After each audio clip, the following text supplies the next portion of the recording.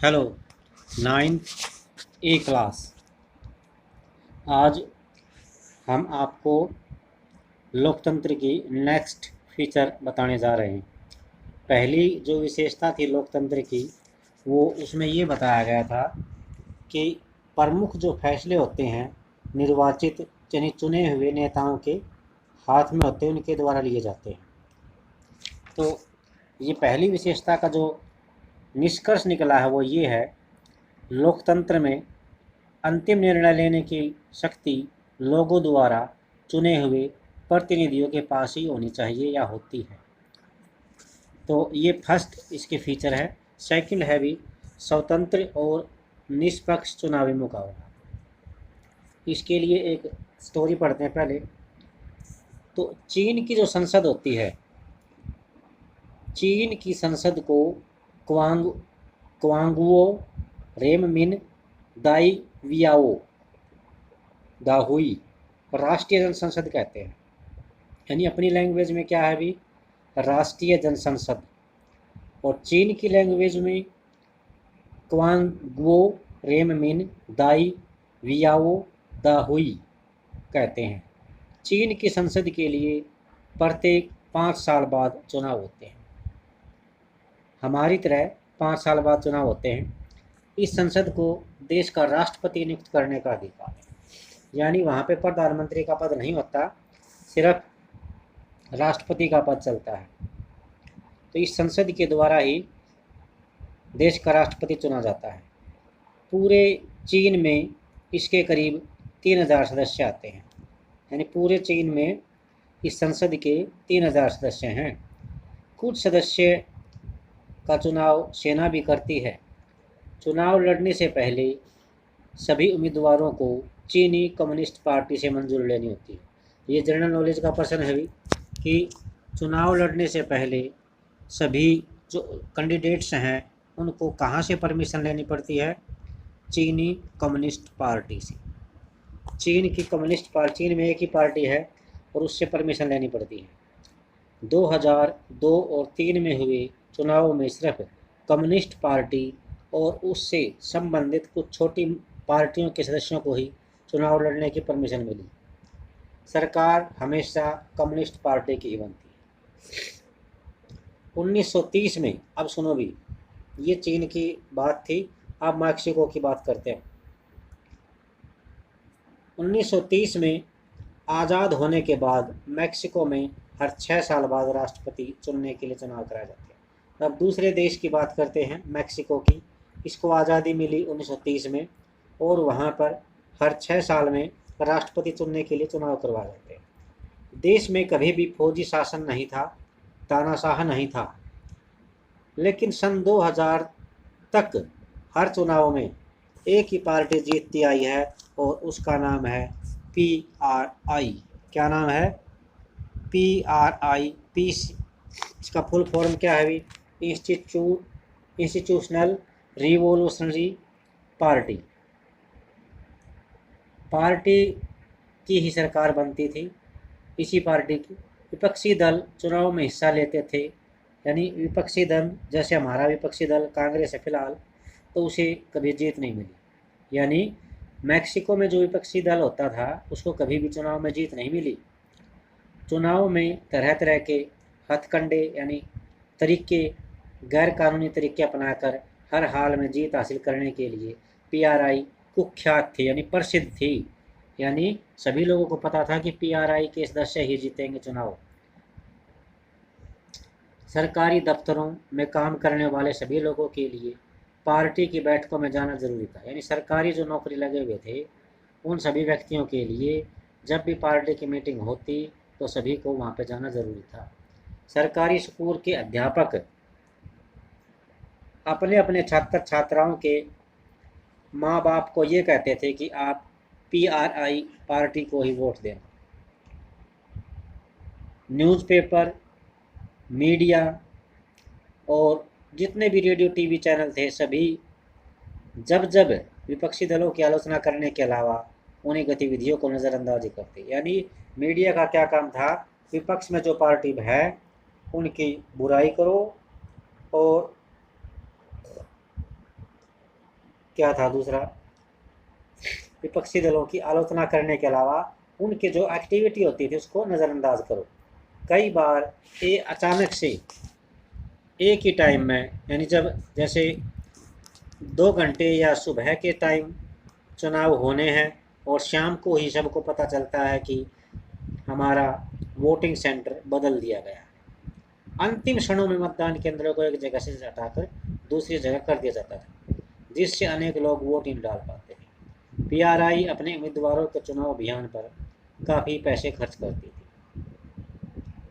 ऊपर हमने वर्णन किया है से उसका श्रीलंका, चीन का और मैक्सिको का। तो यहाँ पर हमने देखा कि अपना शासक चुनने का उदाहरण कैसे कैसे देशों में अलग अलग है। इन उदाहरणों को पढ़ने के बाद तो यही लगता है कि हम ऐसा नहीं कर सकते। यहाँ काफ़ी सारी समाज समस्याएं हैं। चीन के चुनाव में लोगों के सामने कोई और वास्तविक और गंभीर विकल्प ही नहीं होता। यानी चीन के लोगों को अगर वोट देना है तो सिर्फ कम्युनिस्ट पार्टी द्वारा खड़े हुए उम्मीदवारों को ही देना और कोई नहीं है। लोगों को शासक दल या उसके द्वारा स्वीकृत उम्मीदवारों को ही वोट देना होता है। क्या हम इसे मनपसंद चुनाव कह सकते हैं? मैक्सिको के मामले में ऐसा लगता है कि कहने को तो विकल्प होते हैं, यानी वहाँ पर विपक्षी पार्टियों का महत्व है, लेकिन जनता के पास कोई दूसरा विकल्प नहीं है। किसी भी तरह वहाँ शासक दल को हराया नहीं जा सकता, लोगों के चाहने पर भी नहीं, लोग चाहेंगे तो भी नहीं। अब वहाँ पर निष्पक्ष चुनाव इस प्रकार नहीं होते। इसी प्रकार जब हम लोकतंत्र की अपनी समझ में एक दूसरी विशेषता या गुण को जोड़ सकते हैं तो वो क्या होगा, यानी नई फीचर आएगी वो लोकतंत्र की, और वो ये है, लोकतंत्र के लिए सिर्फ चुनाव करना ही काफ़ी नहीं होता। चुनाव में एक से ज़्यादा असली राजनीतिक विकल्पों के बीच चुनने की स्थिति भी होनी चाहिए। यानी हमारे पास विकल्प होना चाहिए, लोगों के पास विकल्प होना चाहिए कि चाहे तो वे शासक दल को गद्दी से उतार दें। इस प्रकार लोकतंत्र निष्पक्ष और स्वतंत्र चुनाव पर आधारित होना चाहिए ताकि सत्ता में बैठे लोगों के लिए जीत हार के बराबर बराबर अवसर मिलते रहें। ठीक है भाई, तो ये नेक्स्ट फीचर थी। अब है नेक्स्ट, इससे आगे, एक व्यक्ति एक वोट और एक मूल्य। यानी एक व्यक्ति को सिर्फ एक वोट डालने का अधिकार होना चाहिए और उसके वोट का मूल्य समान होना चाहिए। पिछले चैप्टर में मैंने पढ़ा था कि किस तरह लोकतंत्र के लिए होने वाला संघर्ष सार्वभौमिक वयस्क मताधिकार के साथ जुड़ा था। ये सार्वभौमिक वयस्क मताधिकार आपने 8वीं क्लास में भी देखा था कि एक निश्चित उम्र प्राप्त कर लेने के पश्चात किसी देश के नागरिकों को वोट डालने की शक्ति मिल जाती है। हमारे देश में ये उम्र आजकल 18 साल है, पहले ये 21 साल थी। अब इस सिद्धांत को लगभग पूरी दुनिया ने मान लिया है, परंतु किसी व्यक्ति को मतदान के समान अधिकार से वंचित करने के उदाहरण भी कम नहीं है। ये इम्पोर्टेंट पर्सन आ गया अभी। अब सऊदी अरब में औरतों को वोट देने का अधिकार नहीं है। आपसे ये पूछा जा सकता है किस देश में औरतों को वोट देने का अधिकार नहीं है? आप बताएंगे सऊदी अरब। अभी 2-4 साल पहले ही मिल गया है, नहीं तो नहीं था। एस्टोनिया ने अपने यहाँ नागरिकता के नियम इस तरह बनाए हैं कि रूसी अल्पसंख्यक समाज के लोगों को मतदान का अधिकार हासिल करने में मुश्किल होती है। तो रूस में जो अल्पसंख्यक हैं उनको वोट डालने का जो अधिकार है वो प्राप्त करना बहुत मुश्किल है। फिजी भी एक छोटा सा देश है। फिजी की चुनाव प्रणाली में वहाँ के मूल निवासियों के वोट का महत्व भारतीय मूल के फिजी नागरिक के वोट से ज़्यादा।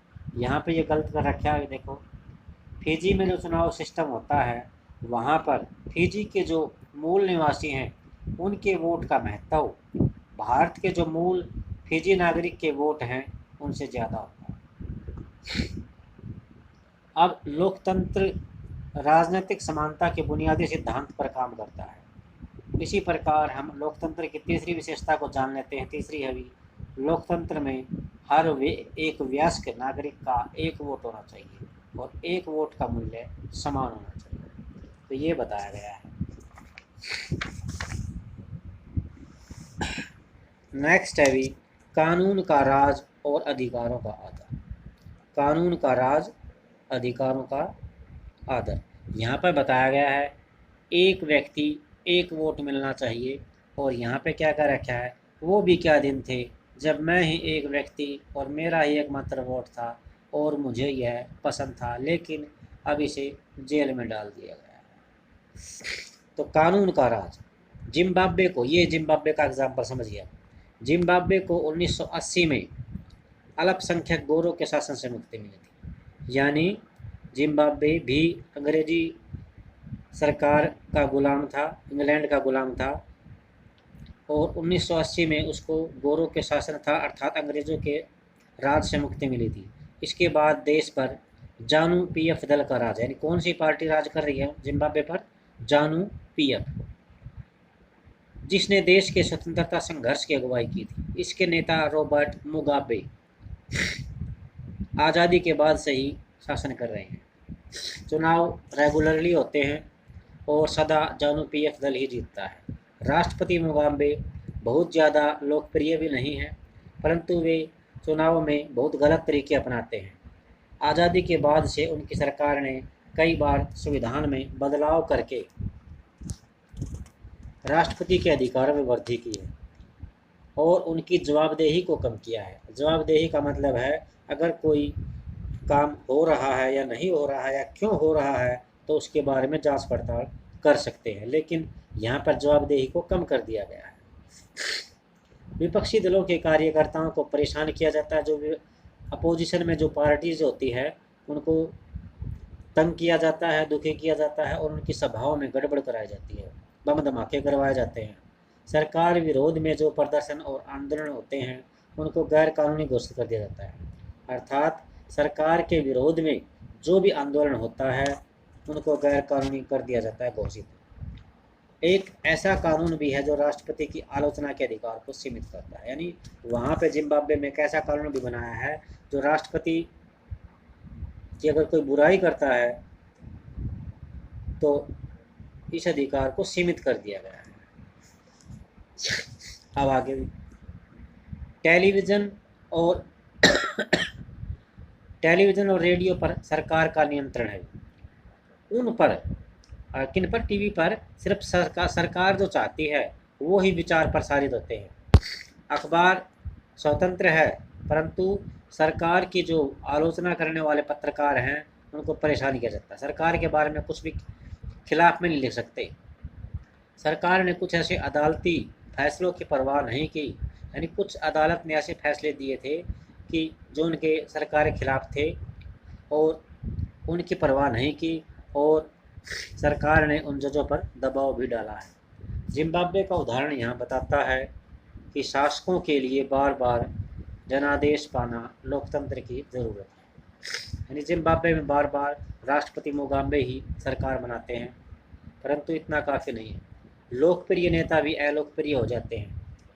लोकप्रिय नेता तानाशाह हो सकते हैं। अगर हम लोकतंत्र को परखना चाहते हैं तो चुनाव पर नज़र डालना ज़रूरी है, परंतु उतना ही ज़रूरी है चुनाव के पहले और चुनाव के बाद की स्थितियों पर भी नज़र डालनी चाहिए।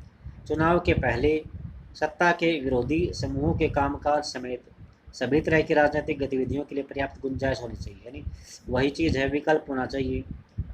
इसके लिए ज़रूरी है सरकार नागरिकों के कुछ बुनियादी अधिकारों का आदर करे, उनको सोचने की, अपनी राय बनाने की, सार्वजनिक रूप से अपने विचार पेश करने की, संगठन बनाने की, विरोध करने की और अन्य राजनीतिक गतिविधियों की स्वतंत्रता होनी चाहिए। कानून की नज़र में सभी लोगों की समानता होनी चाहिए। इन अधिकारों की रक्षा स्वतंत्र न्यायपालिका को करनी चाहिए, इसके आदेशों का पालन सब लोग करते हैं। ये कुछ विशेषताएं और बताई हैं भी लोकतंत्र की, जैसे उनको अपने विचार पेश करने की, राय बनाने की, सार्वजनिक रूप से विचार पेश करने की, किसी संगठन बनाने की, सरकार का विरोध करने की और राजनीतिक गतिविधि करने की स्वतंत्रता होनी चाहिए। स्वतंत्रता का अधिकार दिया है। तो इस प्रकार कुछ दूसरी शर्तें हैं जो चुनाव के बाद सरकार को चलाने के लिए तौर तरीकों पर लागू होती है।